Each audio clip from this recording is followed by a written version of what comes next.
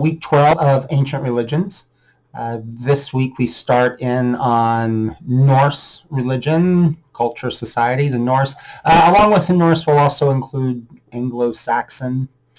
The Norse religion has a lot of overlap with other Germanic tribes and groups, including the Saxons and the early Germans. But we'll primarily focus on the Norse. What you should be, notice that this week there's not very much due. What you should be focusing on this week and next week is the two big assignments. All of you did a very good job on your research paper outline. So if you didn't get the full number of points, go back and look at my notes, and you can resubmit your outline one last time.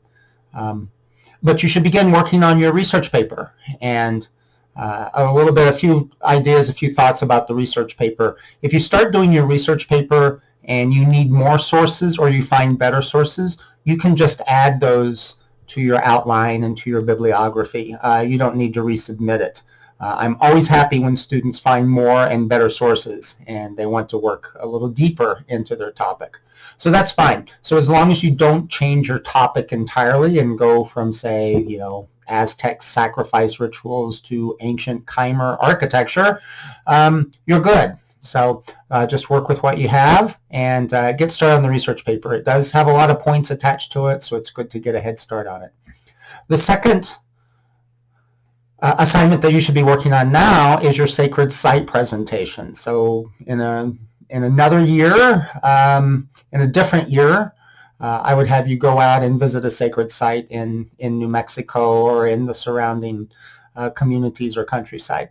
But this year is different, and I'm asking everyone to go to a sacred site virtually. You can go out as long as it's safe.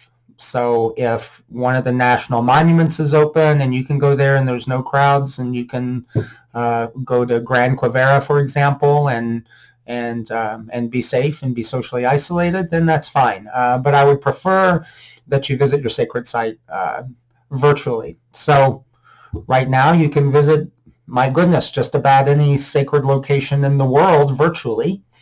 So the preference would be that you do something that's live or live streaming rather than something that's archived, and look at the prompt. The prompt will tell you what should go into your sacred site presentation.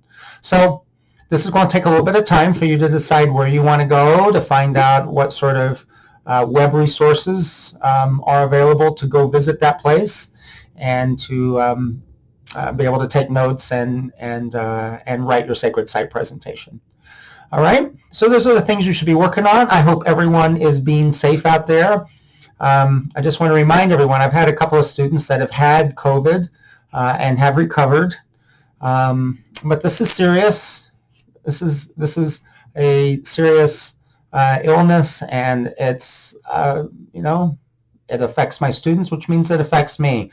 No one is more than about 2 degrees removed from this disease. So even if you and your family are safe, you're very close to someone who's probably experienced this directly.